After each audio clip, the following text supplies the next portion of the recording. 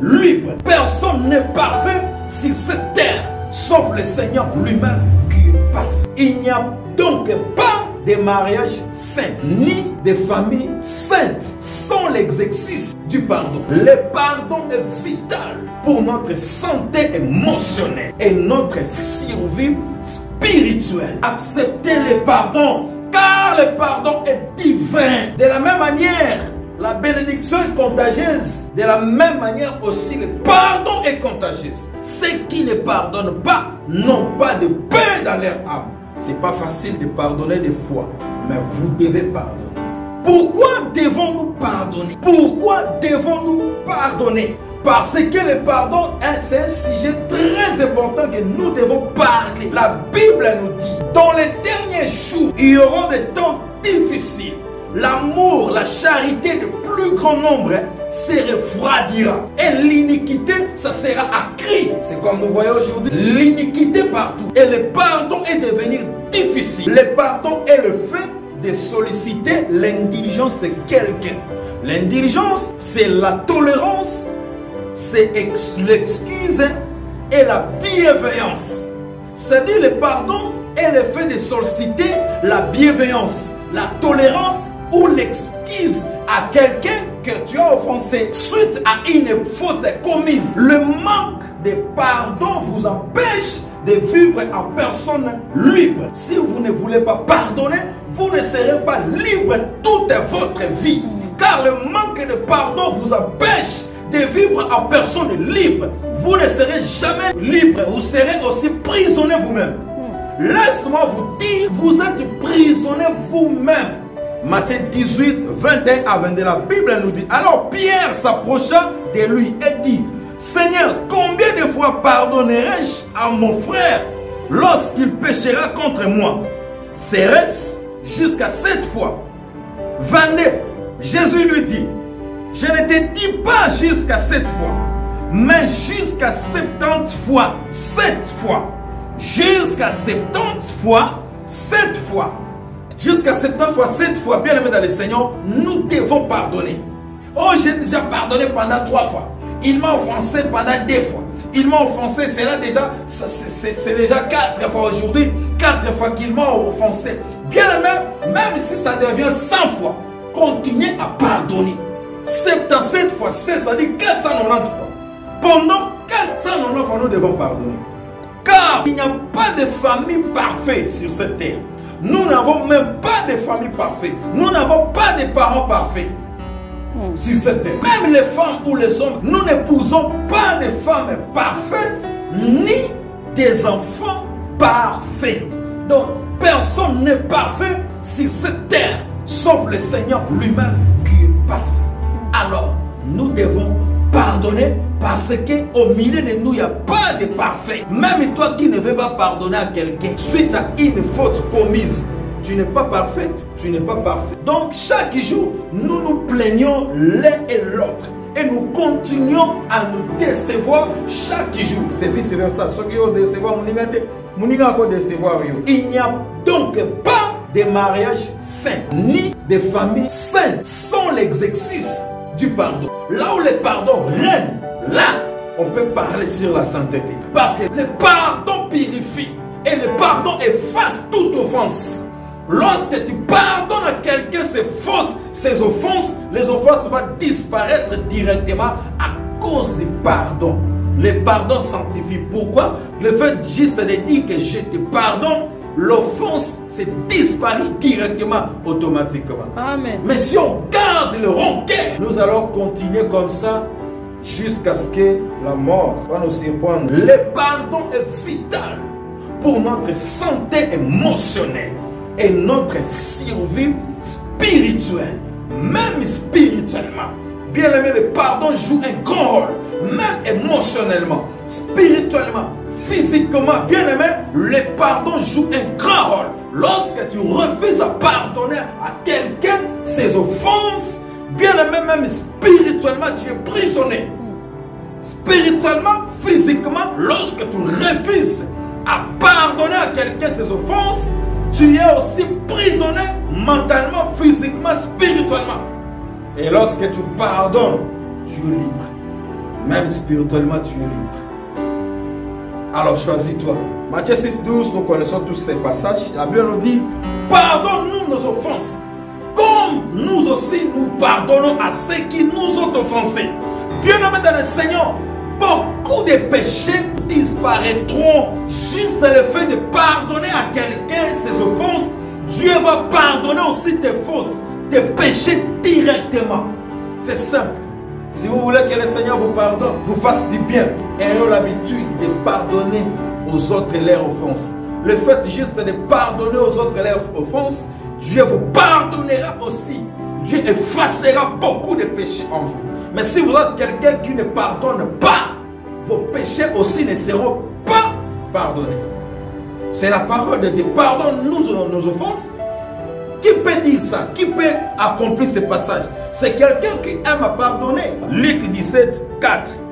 Et s'il a péché contre toi 7 fois dans un jour, et que 7 fois il revienne à toi, disant, je me répands, tu lui pardonneras. Donc ça dit, pendant la journée, si quelqu'un a péché pendant 7 fois, et il est revenu vers toi pour demander pardon pendant 7 fois, tu dois pardonner. C'est la parole de Dieu, c'est pas moi. Donc pendant 7 fois, oh c'est déjà 3 fois, ça suffit, je n'arrive pas à pardonner. Non, non, ça suffit. Je ne pardonne pas parce que ça fait déjà 3 fois maintenant que tu viens me demander pardon. C'est-à-dire dans d'autres termes, réserver 7 pardons pour la journée. Lorsque tu te réveilles le matin, réserver 7 pardons pour une personne. Sans pardon, la famille devient une arène des conflits. Arène, c'est-à-dire sable. Sans pardon, la famille devient comme une sable des conflits. C'est difficile de gérer. Si le conflit devient comme une sable, bien aimé, c'est difficile à gérer. Car vous ne pouvez jamais compter les sables. Et une bastion d'image, c'est-à-dire forteresse. Sans le pardon, la famille devient une bastion du mal. Une arène des conflits. Il faut activer le pardon dans la famille. Activer le pardon dans l'église. Activer le pardon dans une nation, dans la nation. Activer le pardon Congo, activer le pardon. Afrique du Sud, Angola, Europe, Asie, Océanie. Activer le pardon. Dans le gouvernement, il faut activer le pardon. Il faut avoir l'habitude de pardonner. Quand quelqu'un te demande de lui pardonner, acceptez le pardon. Car le pardon est divin. Acceptez le pardon. À la maison, bien aimé, acceptez le pardon. Partout, acceptez le pardon. Sans pardon, la famille tombe malade. Sans pardon, tu seras malade toi-même. Tu vas te rendre ta vie malade. Tu vas devenir malade. Le pardon aussi est contagieux. Maman, si vous avez l'habitude de pardonner papa, les enfants aussi vont suivre vos exemples, votre exemple. Vos enfants vont suivre votre exemple. Papa, si vous êtes quelqu'un qui pardonne facilement, maman, votre femme, vos enfants aussi vont prendre un exemple, vont suivre cet exemple. Car le pardon est contagieux. Comme le mal est contagieux, le pardon aussi est contagieux. De la même manière, la bénédiction est contagieuse, le lien est contagieux. De la même manière aussi, le pardon est contagieux. Si vous êtes quelqu'un qui pardonne, bien aimé, vous allez influencer les gens qui sont autour de vous. Vous allez influencer votre environnement de devenir comme vous, de devenir quelqu'un de pardon, quelqu'un de compassion comme vous. Vous allez influencer votre église de devenir quelqu'un de compassion. Bien aimé dans le Seigneur, le pardon est très important. Ceux qui ne pardonnent pas n'ont pas de paix dans leur âme. Toute personne qui ne pardonne pas, tous ceux qui ne pardonnent pas, ceux qui ne pardonnent pas n'ont pas de paix dans leur âme. Que personne ne vous trompe. Vous êtes des témoins pendant que vous me suivez. Vous qui n'arrivez pas à pardonner, êtes-vous dans la paix? Vous êtes un homme malheureux, une femme malheureuse parce que vous n'arrivez pas à pardonner. Ceux qui ne pardonnent pas n'ont pas de paix dans leur âme, ni de communion avec Dieu.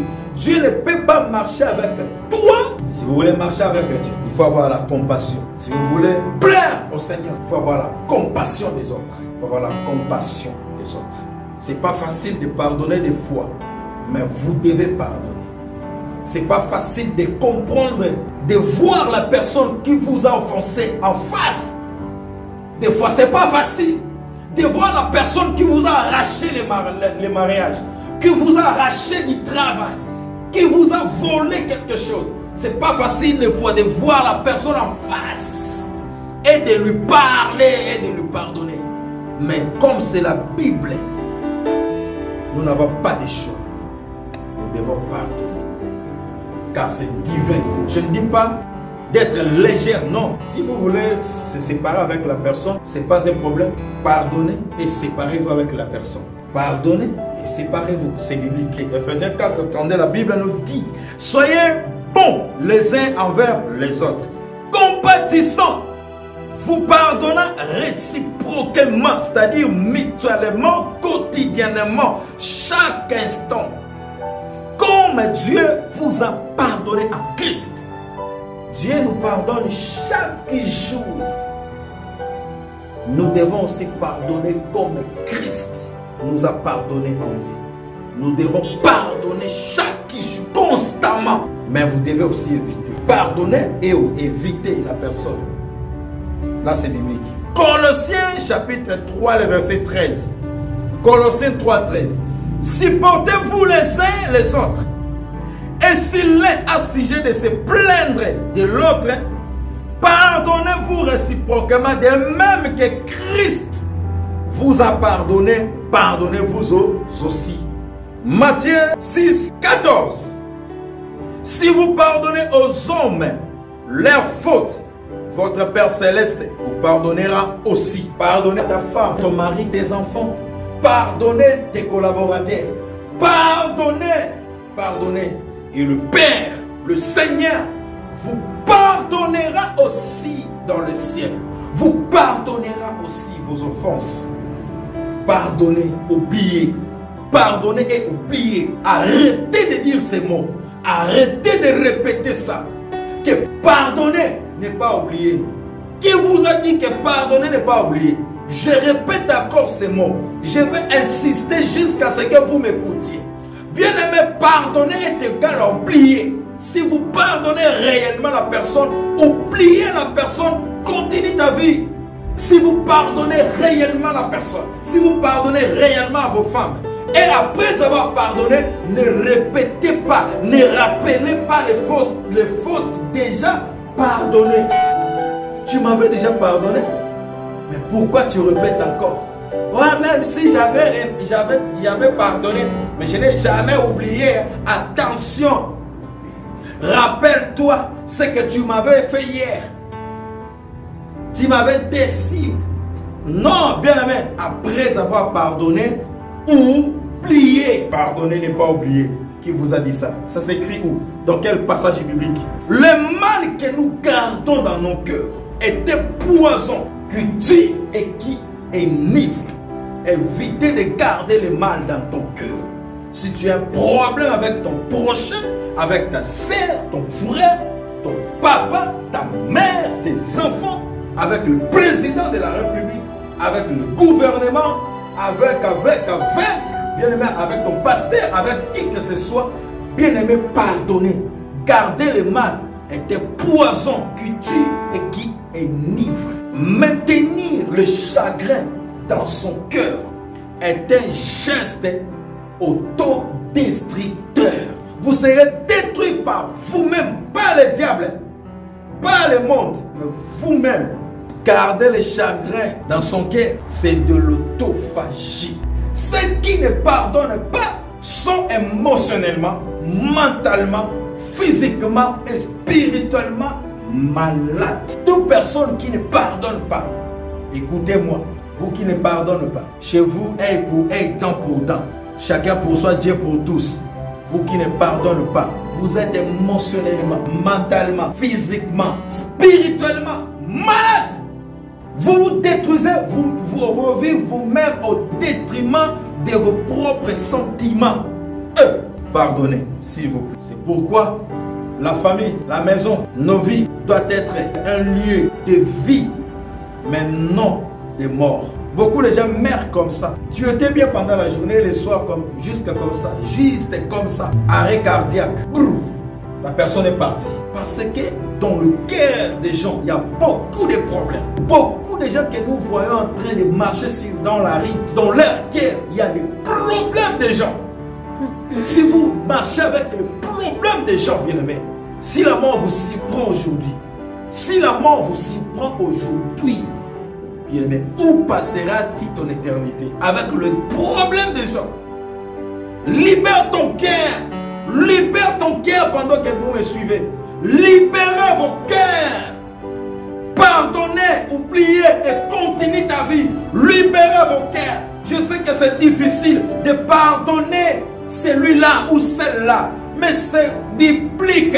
Vous devez appliquer ça. Libérez vos cœurs et pardonnez.